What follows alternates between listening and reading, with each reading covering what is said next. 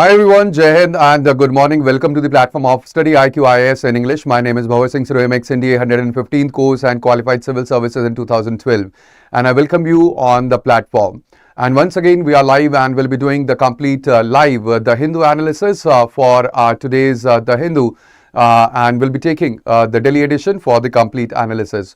So if you are live, please type in the message and let me know that you're watching this session live along with me.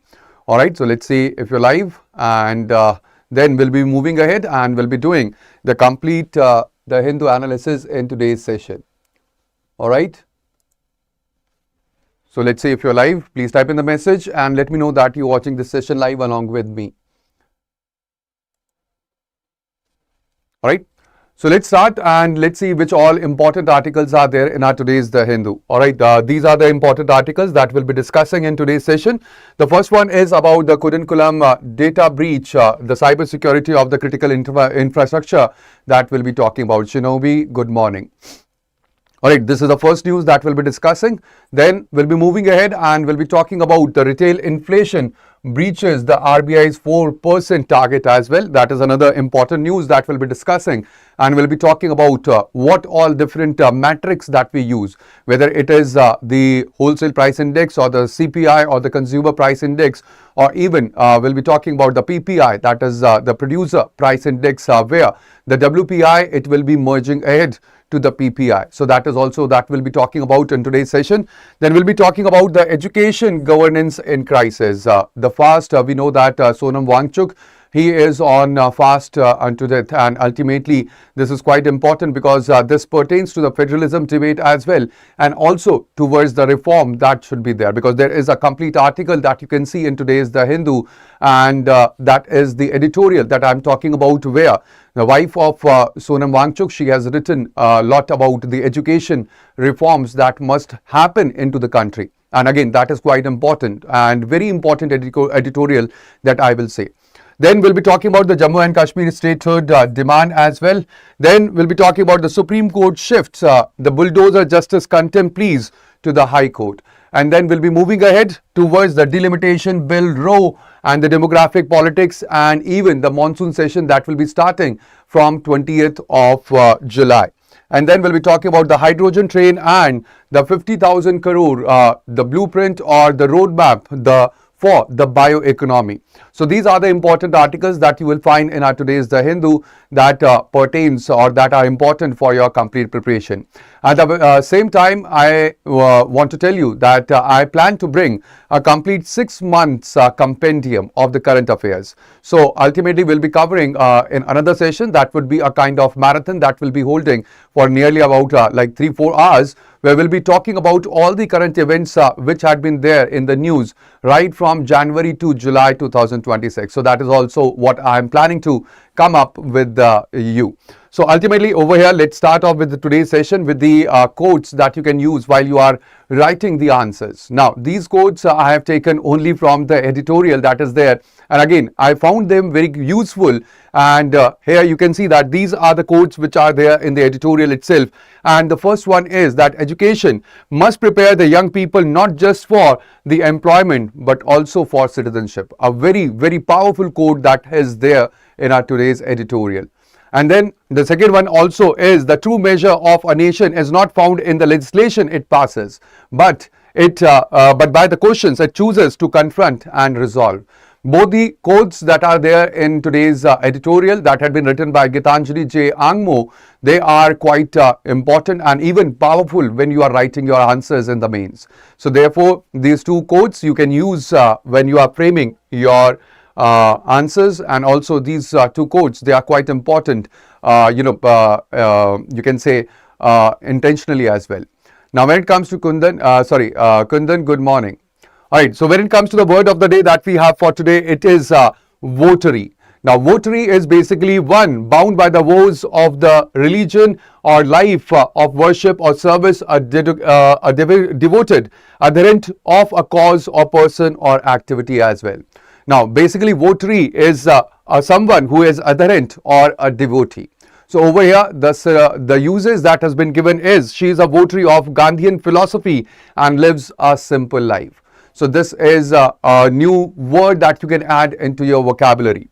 Now coming to the main news that we have, but before that, let me tell you that we have the GS Foundation batches which are available on the platform of StudyIQ, and you can enroll into them and you can use the code BRS Live that will fetch you the maximum discount onto the platform. Now the first news that we have over here is about the curriculum data breach that we have seen yesterday as well, and we have discussed this yesterday also. So over here, this is quite important because there is the ransomware attack where this group that is called as the World Leaks, it has breached the Reliance Infrastructure Limited. Just a second. We have the World Leaks. This is a group which has, the ransomware group that is there, and it has breached the Reliance Infrastructure Limited, that is the EPC contractor of the balance of plant works of the Kudankulam nuclear power plant unit 3 and 4. Now over here, this is quite important because when it comes to BOP or balance of plant, so what is actually balance of plant? It means Apex, good morning. Now when it comes to balance of plant or BOP, we have BOP also, that is also balance of payment. That is an economic term, but when it comes to the nuclear reactor, we have balance of plant, that is also a BOP.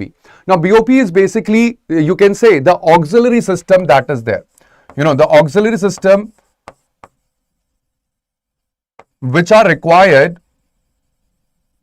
for the plant, that is basically the balance of plant. So it is not basically the main plant. Alright, so this is the, like, we are talking about ventilation system, we are talking about cooling system. So they are basically the auxiliary units which actually are also very important and critical. But at the same time, when it comes to the balance of plant, this is not the main reactor that we are talking about. So this is about the balance of plant which had been, breached by the ransomware group that is called as World Leaks. Now over here, the scale of the breach is where we have 14.3 gigabytes of the data which had been breached out of 1.2 terabyte dump, and ultimately we have the ventilation layouts which had been breached. There is also the control room floor plans, the vendor list, and the insurance paperwork. So nearly there are about more than 19,000 files which had been dated right from 2016 to 2025 which had been breached. Now over here, the NPCIL, it has said that the leaked drawings pertain only to the conventional BOP facilities or balance of plant facilities and not to the core reactor or the nuclear safety and the security system.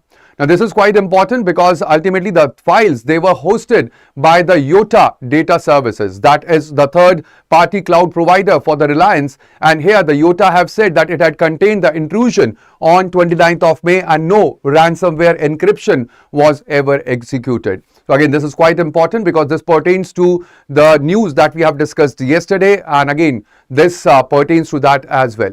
Alright, so again this is quite important over here. Now this is again when it comes to your role as an administrator. So ultimately, what are the things that you had to do? Alright, this is quite important because ultimately you will be in the role of the administrator. So if you are a district collector or secretary of the DAE, so what are the responses that you need to take and what are the sequences that you need to take if there is any such kind of breach that happens to the critical infrastructure? The first thing is that you have to isolate the affected system. Then you have to trigger the cert-in mandatory reporting within the 6 hours, and then you have to commission a third-party audit as well, that is to be or for the forensic audit. Then there has to be segregate contractor networks from the operational technology networks permanently, and also you have to communicate transparently so that you can prevent any kind of the misinformation. Now over here, this is quite important because ultimately when it comes to the complete culture that we have for the breach disclosure, so this is quite this is reactive and not proactive. Now over here, there had been total 15 days of the silence by the NPCIL. Despite that, we had the cert-in norms which are there, and this shows that there is the regulatory compliance and the genuine transparency, which are basically not the same thing.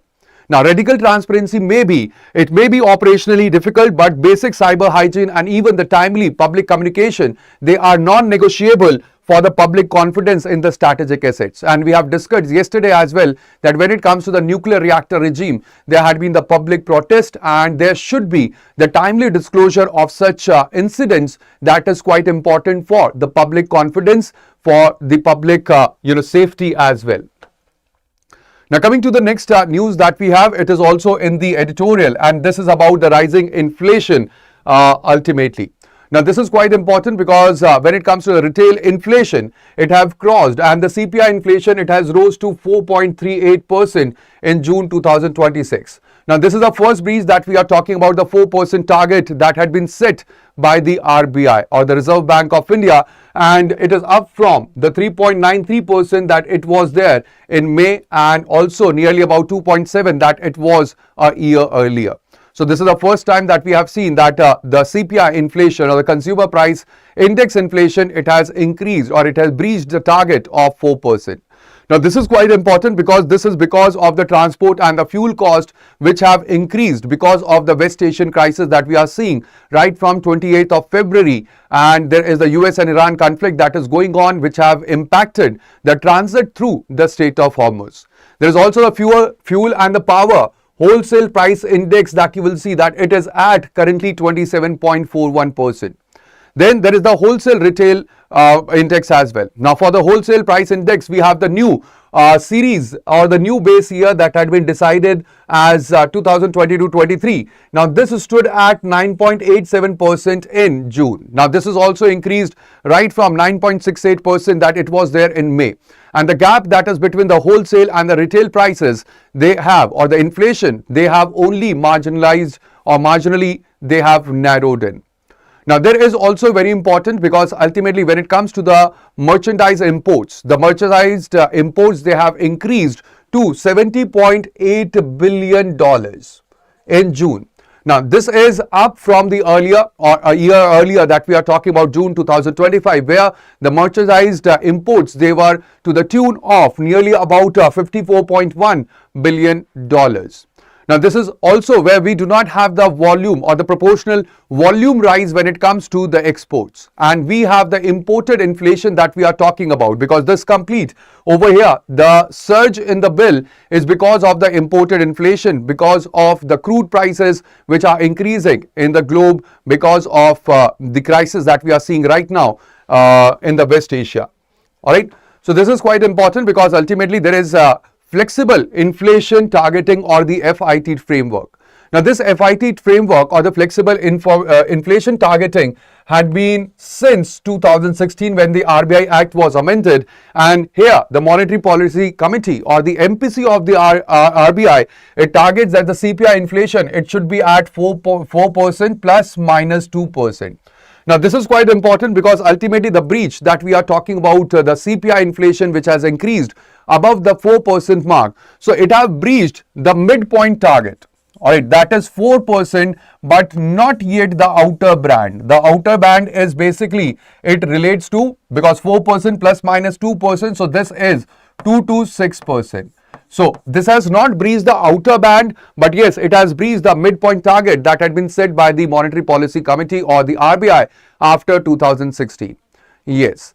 Then there is also the CFPI and the CPI food weight that is important, because when it comes to consumer food price index, it has risen to 5.32%. That is, in May it was 4.78, and ultimately when it comes to the CPI or the consumer price index, so we have the food and the beverages which carries the maximum or the largest weight in the consumer price index.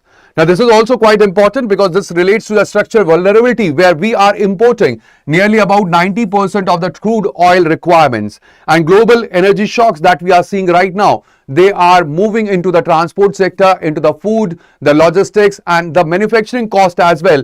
And that is what we are talking about, or we have spoken about this, that there is the risk of the imported inflation that we are seeing right now into the economy that we are discussing.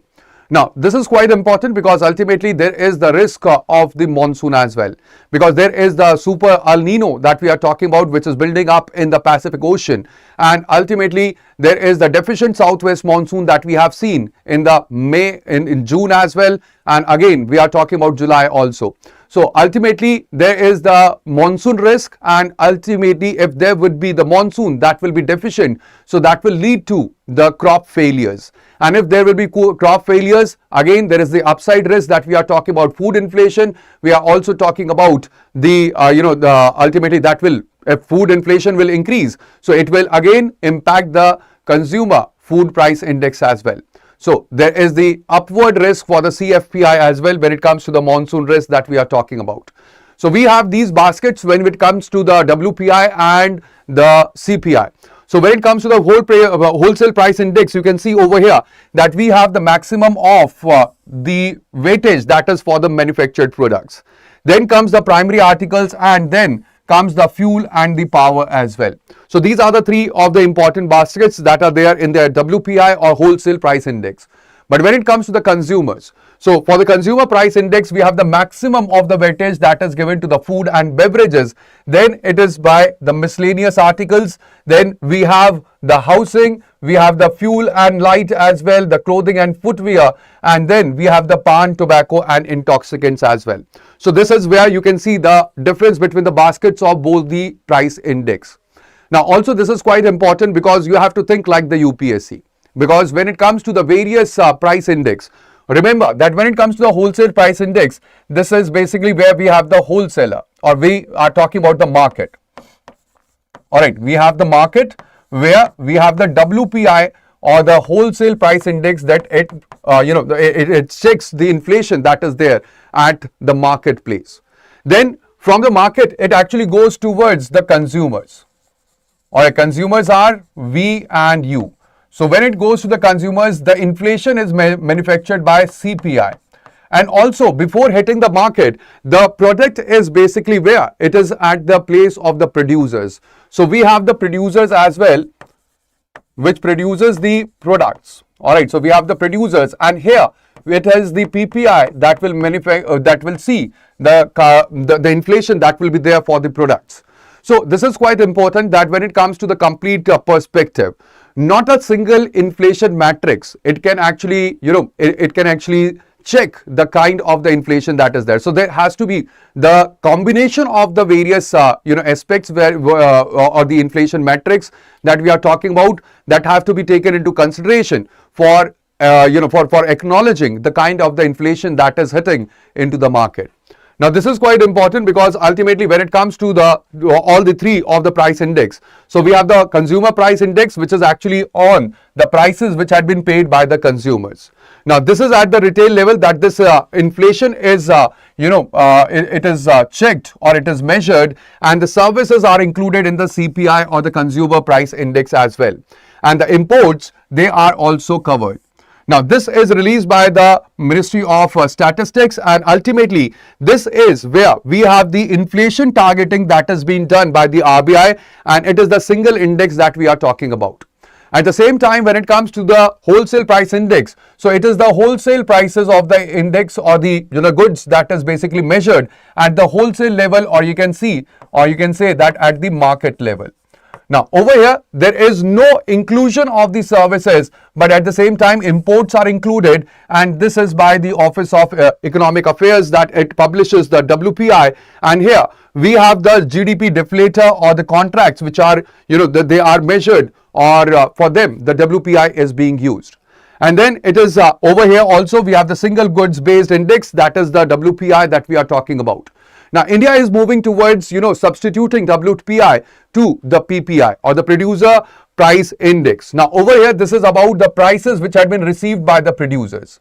Now, this actually measures the inflation at the factory gate level, and there is the services which is included, but at the same time, there is no imports which are included because this is at the domestic output only.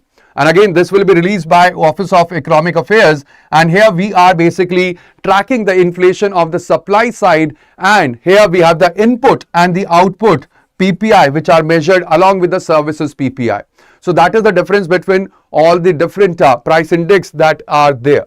Now this is quite important because WPI or the wholesale price index, it actually does not cover the services. Also, it includes the tax distortions. It does not capture the producer cost pressures fully, and it is also less suitable for the service-led economy because the services, they are not included in the wholesale price index, and that is the reason that we need to substitute it with the PPI or the producer price index. That is quite important because when it comes to the services, they contribute nearly about 50% of the total GDP or the gross domestic product that we are talking about.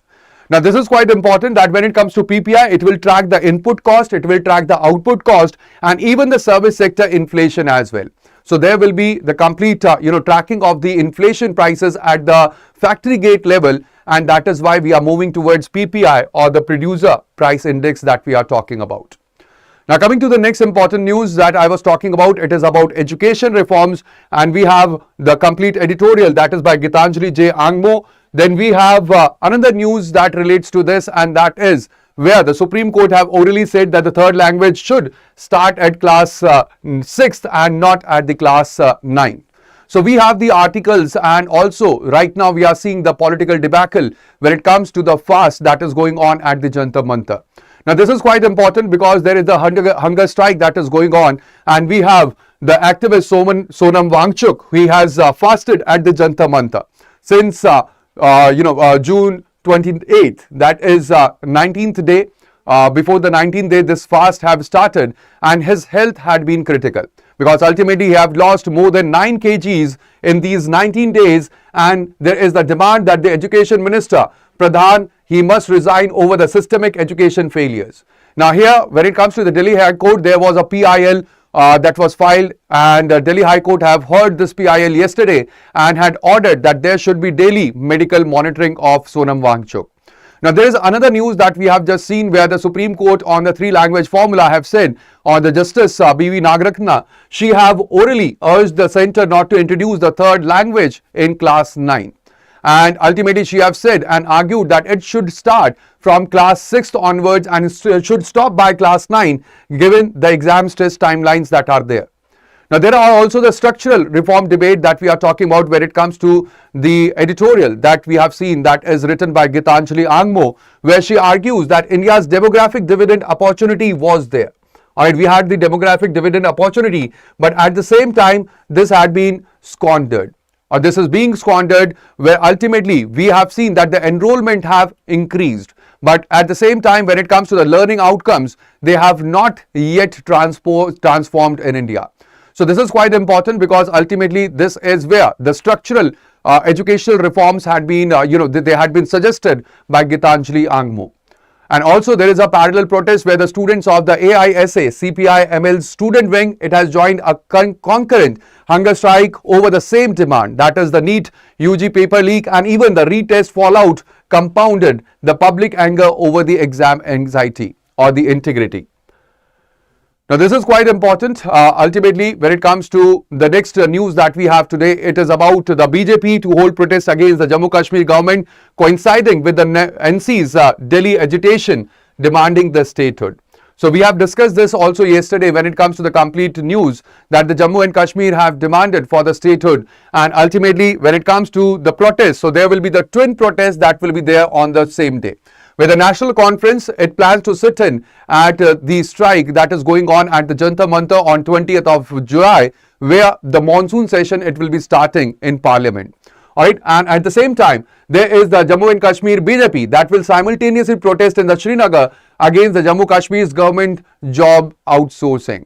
Now, this is quite important because ultimately Congress have backed the protest that will be led by National Conference, and even when it comes to BJP's position. So BJP leaders, they have maintained that the Article 370 is history and the statehood restoration would not come through any kind of the political protest. Now, over here, ultimately the Chief Minister of Jammu and Kashmir, that is Umar Abdullah, he says that the party will proceed with the Delhi protest despite uncertainty over the Delhi police, the permission. And he have said that the plan, it might change, but the venue or the location, it will not change for the protest that will happen. Now, coming to the next news that we have for today, it is about the Supreme Court order where it has, shifted, or where the bulldozer justice that have been shifted, the contempt pleas, they have been moved to the High Court. Now, this was by the 3-judge bench, where it was headed by Chief Justice of India, Surya Kant. They have passed the standard order transferring the pending contempt petitions that are there, alleging that continued bulldozer justice demolitions to the respective state high courts. Now, this is quite important because ultimately here the rationale was given, and the court, it has found itself that there is too unwieldy to hear all such petitions. Each involves the disputed facts which are there, and ultimately they require that there should be separate factual finding and the inquiry that should be conducted. Now, for the separate inquiry that has to be conducted, it is best suited that the High Court must conduct those exercises, and therefore the High Court can call the records from the district courts, and thereby these contempt pleas, they have been transferred to the respective High Courts by the Supreme Court. Now, there is the underlying 2024 judgment, that is in re-demolitions in November 2024, where the Supreme Court have ruled and termed the arbitrary demolitions of the accused person's property without the due process unlawful. And ultimately over here, they have also mandated a structured pre-demolition process. Now, there is the continuity that had been assured, where any interim protection that had been already in place or granted by the Supreme Court, and in these matters they will continue even after the transfer of these contempt petitions to the High Court as well. Now, this is quite important because ultimately this pertains to the bulldozer justice. Now, what is basically bulldozer justice is? Now, we have seen this kind of demolitions which had occurred where the state authorities they had demolished the homes and the properties of the accused or the persons merely they were accused. Alright, it is very important to note over here that they were not convicted of the crimes, and ultimately that was without the notice and without the due process of law. And thereby this had been criticized as a kind of you can say executive action that is extrajudicial and also being a retributive punishment. Now, in November 2024, the Supreme Court have held that demolishing a person's property solely on the grounds that they are accused is basically unconstitutional and arbitrary use of the state power. And here the Supreme Court have laid down mandatory show cause notice. There was even the reasonable time that had to be given and documented reasoning before any kind of demolition activity that has to be performed by the state. Now, this is quite important because this bulldozer justice or the executive act of the state, it actually gets rooted into the Article 21 that provides for right to life and personal liberty, in which the right to shelter had been given an inferred right by the Supreme Court as well. Now, this pertains to Article 300A as well, which provides for right to property, which was actually previously it was the fundamental right, but later on it was made the constitutional or the legal right by the amendment. Now, there are the principles of the natural justice as well, where it pertains to audi alteram partem. Now, what is audi alteram partem? We have discussed this yesterday as well. That is where the other party is given sufficient rights to plead himself or to put down their side of the story. So this is quite important because ultimately this pertains to the federalism as well, where we are talking about judicial federalism principle, where the high courts basically under the rights or the Article 226 that is there, the writ jurisdiction that is provided to the High Court, that is quite wider. And ultimately that is often better when it comes to such kind of the issues or the legal proceedings, where the fact intensive local inquiries can be done by the High Courts in a better way than that of the Supreme Court. And that is why these petitions, they had been transferred back to the High Courts. Now, this is quite important because ultimately politically you can see that the bulldozer justice has been contested political symbol, where ultimately when it comes to some of the states, so some of the states they have used it as a visible law and order, or it has also been used as a deterrent tool, and the others of the state they have criticized it being a majoritarian overreach. Now, there is also another important thing that when it comes to the transfer to the High Courts, it will reduce the political visibility and hence the political cost of the enforcement compared to the Supreme Court oversight that would have been there. Now, when it comes to the economic perspective over here, you can see that this is quite important, that where the demolitions which had been done without the proper compensation, so that may impose the direct economic loss, and it may also destroy the livelihoods or the informal sector assets which had been built over the years. And even it is quite important over here that when it comes to the asset destruction, all right, or the demolitions which happens, basically this is where you are not punishing the person who had been accused, all right, because like for example I am talking about property. Now, property had been made by the parents, and the child had been accused of something. Now, ultimately what happens through this demolitions is that you are punishing the parents of that accused, So thereby this is an ethical perspective as well that you can see over here. And there is the disproportionate impact over the marginalized and the minority communities as well, because for them this is recurring criticism in the civil society commentary over the bulldozer actions. Now there is the presumption of innocence that we have in our criminal jurisprudence. That is, if you are not proven guilty, so till the time you are not proven guilty, you are the innocent person in the eyes of the law. So ultimately demolishing any kind of property of an accused which is not yet convicted, it collapses the criminal civil distinctions that we have in our jurisprudence or in our legal perspective, and ultimately it punishes before the adjudication of the guilt by the system as well. And thereby this is where we are talking about the separation of the power, or we are talking about that the executive action, it cannot solely decide upon the judicial precedents which are there. There is the institutional ethics as well that we are talking about, where that pertains to that does the administrative efficiency in dispensing the rough justice ever justify bypassing the due process of law that had been laid down by the Constitution. So in India we have the rule of law. In India we have the supreme law, that is the Constitution, which actually guarantees us the due process of law. And if any kind of such justice, that is bulldozer justice, is done, so that is seriously infringement of the rights that had been granted by the Constitution itself. Now coming to the next news that we have, it is about the Parliament which is set to take up the bills. Now there are various bills that will be introduced into the Parliament. The first bill is the Prevention of the Insults to National Honour Amendment Bill 2026. Now basically this will amend the 1971 Act that was there, and here the Vande Mataram, the song, the national song, it will be included, and there would be a punishable offence among the 5 new bills that will be introduced by the government. The another bill that will be introduced is the FCRA Amendment Act, or the amendment bill that will be introduced, which was basically introduced during the budget session, then it was retracted because of the the opposition that was there. Then there is the another bill that will be included, and that is the Viksit Bharat Shiksha Adhishtan Bill 2025. Now, although this is under the consideration of the joint parliamentary committee, but let's see, this is the another bill that had been tabled, or that will be tabled into the Parliament.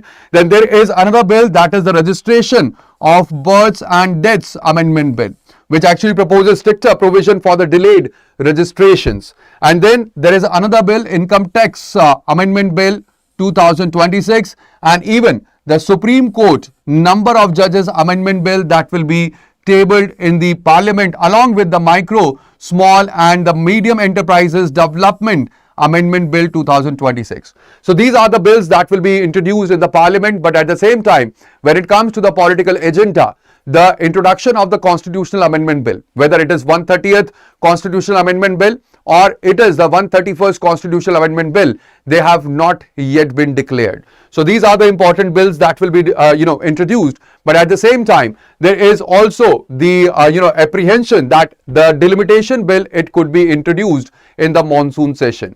And therefore this is all about the demographic politics that we are talking about, because if the 131st Constitutional Amendment Bill will be introduced, so that will change the complete demographic politics in India. Now this is quite important because right now the government's legislative agenda that is there for the monsoon bill, it does not list the 131st Amendment Bill or Constitutional Amendment Bill that we are talking about. Now this bill pertains to the Delimitation Commission, it pertains to the women reservation as well, and that had been defeated already in the previous session by the united opposition. Now over here the Congress have taken the stand where the President of the Congress, Mallikarjun Kharge, he have written to the Prime Minister Modi to convene an all-party meeting before any revised delimitation proposal is to be introduced. And the party will strongly oppose any reintroduction attempt in the Lok Sabha as well. Now there is another important aspect that we have to see, and this is about the India bloc, where we have the opposition parties and we have the Shiv Sena, UBT, where the Sanjay Raut, he have said that the bloc will take a collective call. At the same time, NCP, SP have hinted over the possible rethink over the bill, and ultimately that have worried the Congress about the bloc unity, given the reduced Shiv Sena UBT numbers in the Lok Sabha, where 6 of the 9 members of parliament, they have already defected to Shinde faction. Now, also on the agenda is 130th Constitutional Amendment Bill, where there will be automatic removal of the ministers or the chief ministers which had been jailed for 30 days. Now, over here, this is also missing from the listed agenda, but then not formally confirmed that it had been dropped. So, formally, these two bills, they have not been confirmed that they will not be brought into the session or they will not be reintroduced. But again, let's see what will happen in the monsoon session that is going to start from 20th of July. Now, there is another news that you can see is about the hydrogen powered train, and also the Niti Aayog suggests 50,000 crore fund for the biotech growth as well. Now, both of these news are quite important because they pertain to science and technology. And here we have Namo Green Rail, where the Prime Minister, he will flag off the first hydrogen fuel cell train that will run between Jind to Sonipat in Haryana, and it is 10 coach train with 3,200 horsepower, and it will be the world's most powerful, longest and highest passenger capacity hydrogen train, where the maximum capacity is 2,600. Now, this is quite important because this generates the power through the hydrogen and the oxygen chemical reaction that happens, and ultimately it actually emits only the water vapors. There is also wider infrastructure push, where the Prime Minister will also inaugurate or lay the foundation for the projects which are worth over 25,000 crore across Haryana, Chandigarh and Punjab, which will include Delhi, Amritsar and Katra highway. It will also include the PGI MER, Chandigarh's Advanced Maternal Newborn Care Center as well.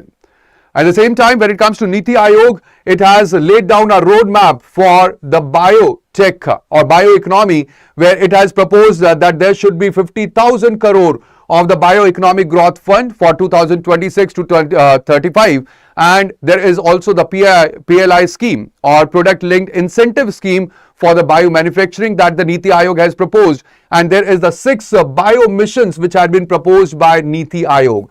Now, this is quite important because when it comes to 6 bio missions, so this is about Gene India. The first mission is Gene India, which is about the gene or the cell therapies. Then we have Agri Bio 2.0, which is basically for the climate resilient crops. Then there is BioX Foundry, which is for the synthetic biology.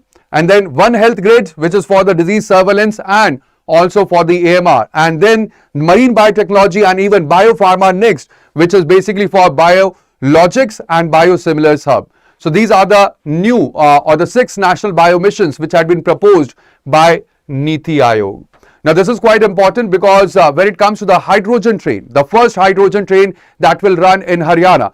So there is the complete, the video that you will find in the video section, where I have explained that how the complete, technology it will work, and what is behind the technology that you can find in this complete video.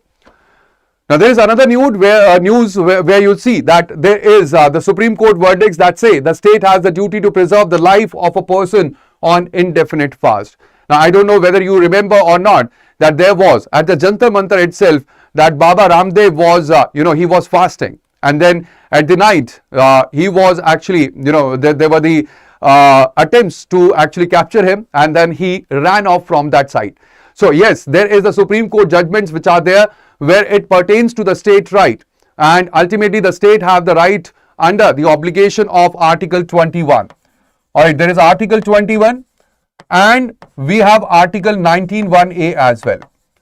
So there is the inherent, you can say, the tension that is there between both of them, because under Article 21, it is the state's responsibility. It is the state's responsibility to protect the life and liberty. Alright. And at the same time, when it comes to Article 19(1)(a), it is about the freedom of speech and expression that we are talking about. So if there is any kind of citizen grievance, so there is the executive stance or the silence that actually leads to the extreme protests that we are seeing right now at the Jantar Mantar. And ultimately, there is judicial intervention and there could be medical mandate as well.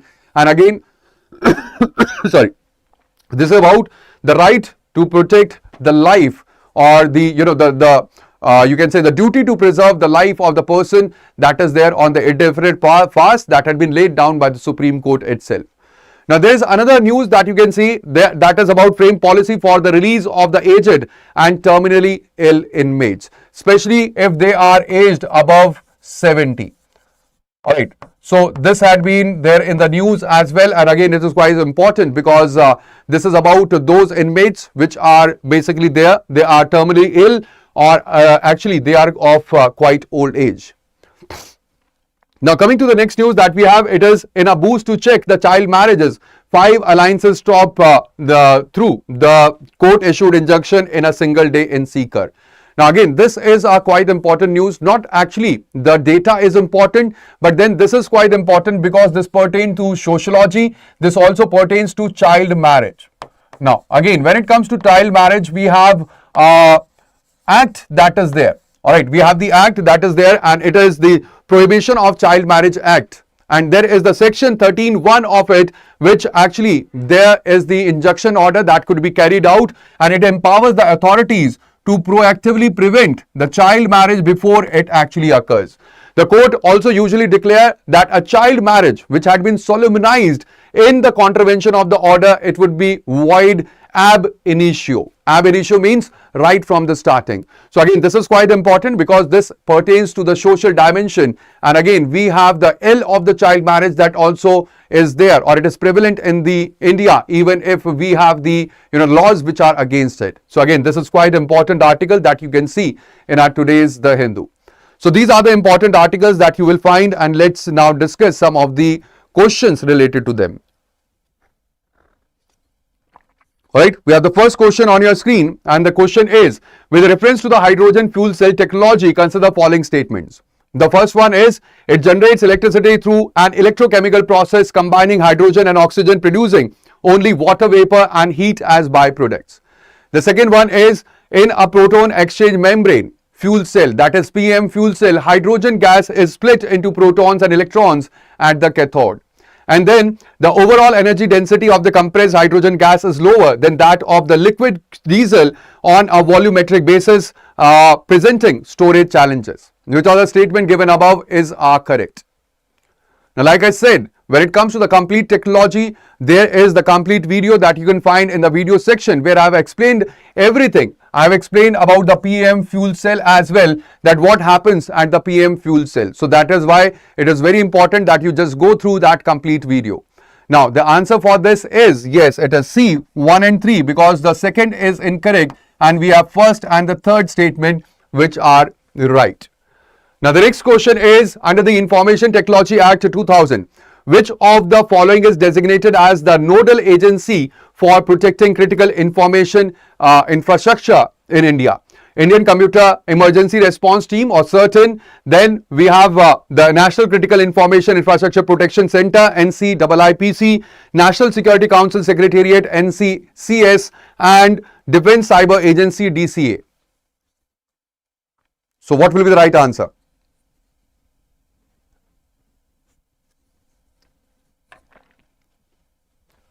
For the second question, what is the correct answer?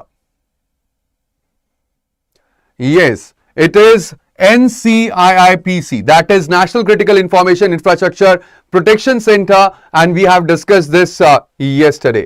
Alright, it is under section 70.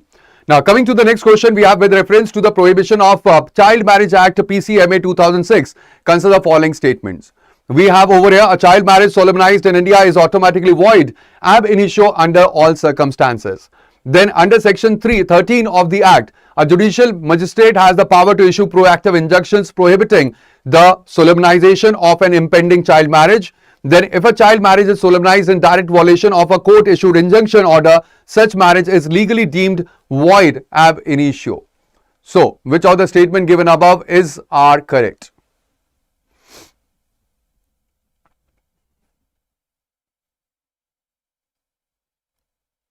So what will be the right answer here?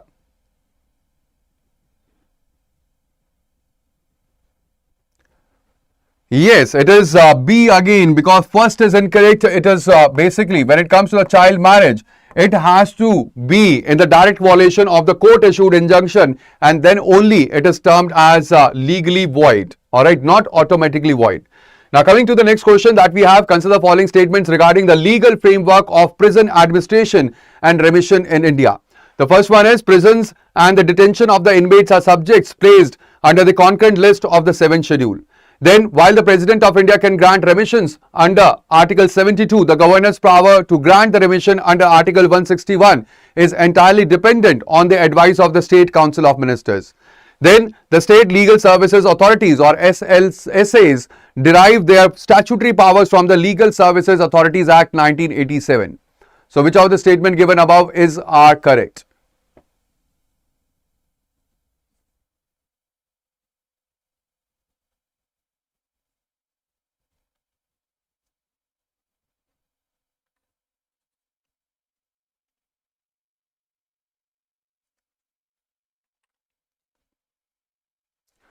Let's see what is the right answer here. Prisons and detentions of inmates are subject placed under the concurrent list of the 7th schedule. That is incorrect. Alright. Then we have, while the President of India can grant remissions under Article 72. Yes, he can grant. Article 72 is for President and Articles 161 is for the Governor. But over here, when it comes to the President as well, the President also acts on the advice of Council of Ministers. Alright. But over here, there is directly not, it is not mentioned that whether he can or he can, he can grant the remission on his own. Alright, so therefore, we will consider this as true because ultimately this is where the statement is itself not wrong. Yes, it is also for the President that it is also on the advice of the Council of Ministers that the President, he grants the what? He grants the remissions. Alright. And again, when it comes to the Article 161, so again, yes, Governor, it is entirely dependent upon the advice of the Council of Ministers. And then we have the State Legal Service Authorities derive their statutory powers from the Legal Services Authority Act of 1987. So it is B, that is 2 and 3. Then coming to the next one, with reference to the Niti Aayog's Bioeconomy Roadmap 2031 and National Bio E3 policy, consider the following matches. Gene India Mission focuses on affordable gene and cell therapies. AgriBio 2.0 mission targets clean energy generation via offshore wind farms. And then we have One Health Grid, that is integrated surveillance of the zoonotic diseases and antimicrobial resistance, that is AMR. So which of the matches given above are correct?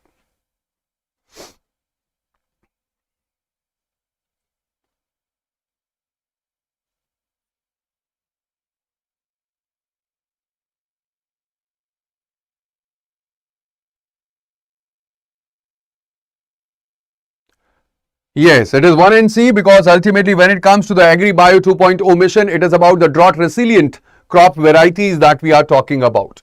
Alright, now these are the questions that you can practice for your mains. The first one is supply chain cybersecurity vulnerabilities in the third party vendor networks represent a soft underbelly of India's critical information infrastructure. Critically examine or analyze this statement in the light of the recent cyber breaches in national power installations.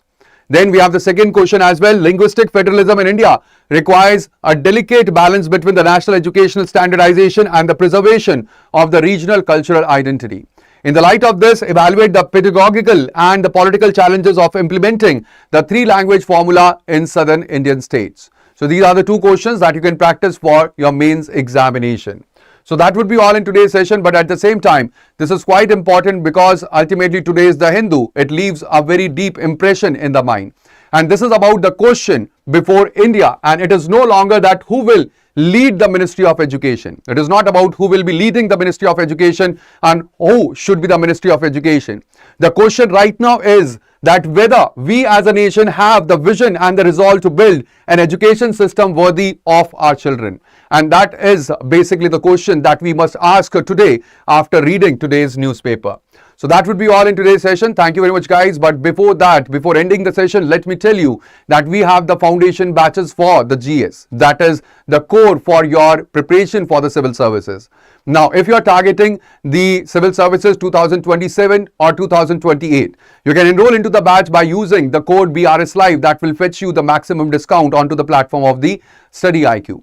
Now also let me tell you that we have the batches where the enrollments are going on right now and the admission that will close on 21st of July.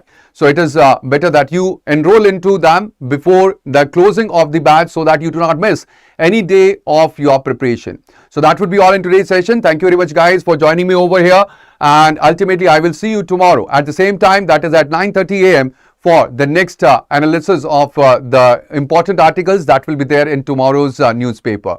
So that would be all. Thank you. Bye-bye. Take care. Jai Hind. And do not forget to like the session, share the session, and also subscribe if you have not subscribed it yet. Thank you. Bye-bye. Take care and Jai Hind. Thank you, Rajneesh, Apex, and everyone. Shinobi. Thank you. All right.